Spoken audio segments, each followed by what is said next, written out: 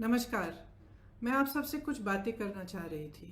देखिए, काफ़ी समय से हम देख रहे हैं कि हमारे प्रवासी भाई बहन भीषण परिस्थितियों में, कड़ी धूप में, बगैर खाए पिए पैदल अपने गांव की ओर चल रहे हैं। ये लोग देश भर से आ रहे हैं, कोई गुजरात से आ रहा है। कल मैंने एक वीडियो देखा, एक लड़का जम्मू कश्मीर से चलकर सहारनपुर तक गया और उसको आगे बिहार तक जाना था। इसी तरह से आप सब ने देखा कि कई बहनें गर्भवती हैं। गर्भवती होते हुए 6 घंटे 8 घंटे कड़ी कड़ी धूप में चल रही हैं।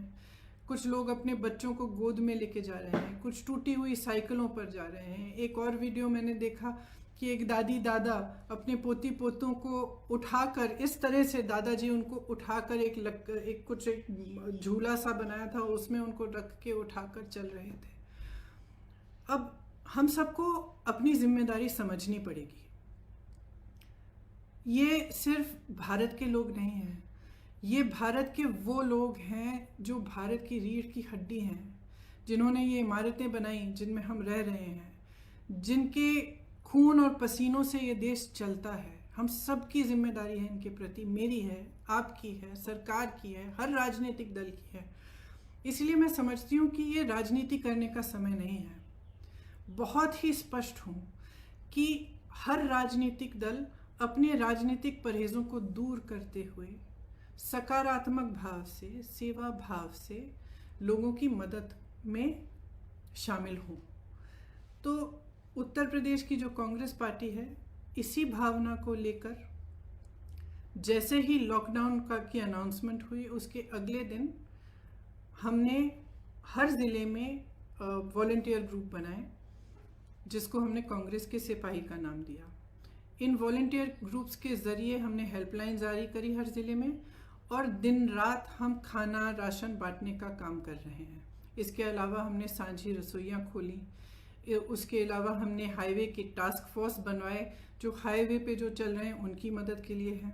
तो तमाम ऐसे कार्य हमारे बड़े से बड़े लीडर और हमारे ग्रामीण स्तर के कार्यकर्ता, हमारे ज़िला स्तर के कार्यकर्ता अपने ही साधनों से ये काम दिन रात कर रहे हैं। और इस काम के ज़रिए हमने अब तक 67 लाख लोगों की मदद की है। उसमें से 60 लाख के करीब उत्तर प्रदेश में ही हैं, और 7 लाख लोग ऐसे हैं जो उत्तर प्रदेश के बाहर फंसे हुए थे, जिनको खाना राशन की ज़रूरत थी और जिनका वापस आने के लिए हम कोऑर्डिनेशन कर रहे हैं।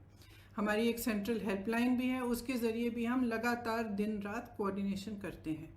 तो हम मदद करना चाह रहे हैं। हमारी भावना शुरू से सकारात्मक रही है और सेवा का भाव हो रहा है।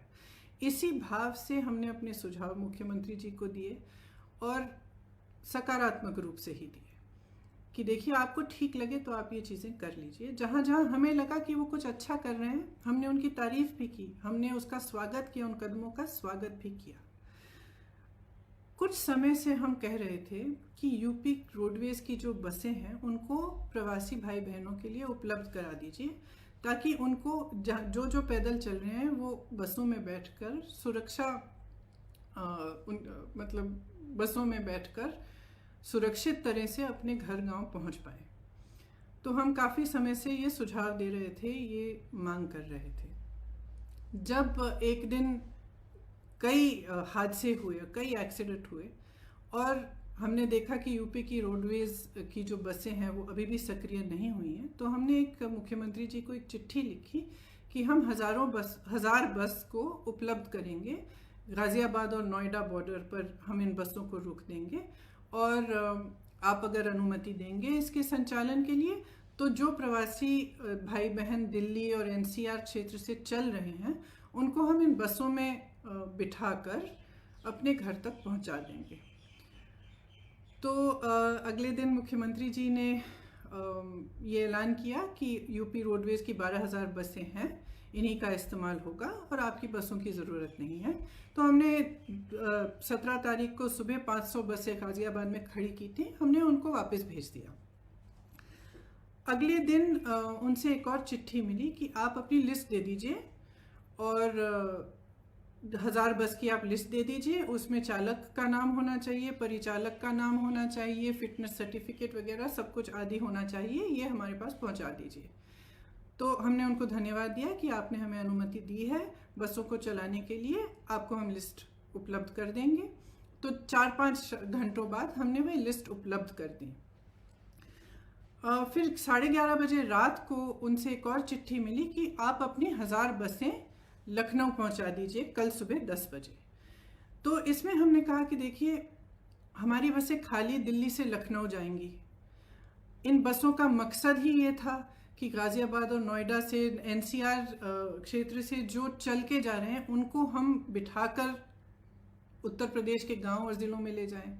तो इन बसों का लखनऊ तक खाली चलना तो पूरे मकसद को ही ख़त्म कर देता है। तो हमने उनसे ये सुझाव दिया कि देखिए, हम गाज़ियाबाद नोएडा में इन बसों को तैयार रख लेंगे, आप परमिट दे दीजिएगा। फिर ये पूरा राजनीतिक सिलसिला शुरू हुआ कि आप हमें परमिट दे रहे हैं, लिस्ट दे रहे हैं, लिस्ट में कुछ गलत नाम है। जो भी है, मैं इन चीज़ों में नहीं पढ़ना चाहती और मैं सरकार पर सवाल भी नहीं उठाना चाहती। अगर उस लिस्ट में कुछ ऐसे नंबर हैं जो गलत हैं, कोई बात नहीं, हम एक नई लिस्ट भी उनको दे सकते हैं। मैं सिर्फ ये कहना चाहती हूँ कि 17 तारीख को 500 बसें हमने गाज़ियाबाद बॉर्डर पे खड़ी की थी। अगर वो 500 बसें चली होती तो कम से कम 20,000 लोग घर सही सलामत पहुंच जाते। कल हमने 900 बसें, 500 बसें राजस्थान के बॉर्डर पर और राजस्थान यूपी के बॉर्डर पर, और 300 से अधिक बसें, जिसकी पूरी टोटल संख्या 900 के करीब थी, हमने गाज़ियाबाद बॉर्डर पे, दिल्ली बॉर्डर पे हमने उपलब्ध कराई। अब अगर ये बसें चली होती तो कल 36,000 और आज 36,000 लोग अपने घर के लिए सही सलामत सुरक्षापूर्ण रवाना हो जाते। लेकिन हम इस राजनीतिक सिलसिले में उलझे रहे। उन्होंने कहा कि लिस्ट गलत है, कुछ ये हो रहा है, वो हो रहा है, बसें हमारी पहुंच गई हैं। कल 4 बजे से हमारी बसें बॉर्डर पे खड़ी थी, उनको आगे परमिट, यूपी के जहाँ पे उन्होंने कहा था कि यहाँ पे हमें गाज़ियाबाद और नोएडा में 2 पॉइंट्स दिए थे, यहाँ तक पहुँचाइए, वहाँ जाने का परमिट ही नहीं दे रहे हैं यूपी के अंदर। तो बसें खड़ी रहीं, आज भी खड़ी हैं। अब मैं सिर्फ ये कहना चाहती हूँ कि देखिए, 4 बजे 24 घंटे हो जाएंगे कि ये बसें उपलब्ध हैं। अगर आपको इस्तेमाल करनी है तो इस्तेमाल करिए, हमें अनुमति दीजिए। आपको भाजपा के झंडे लगाने हैं, इन पे अपने भाजपा के स्टिकर लगाने हैं तो बेशक लगाइए, बेशक लगाइए। आपको अगर कहना है कि आपने उपलब्ध कराई हैं तब भी कराइए, लेकिन इन बसों को चलने दें।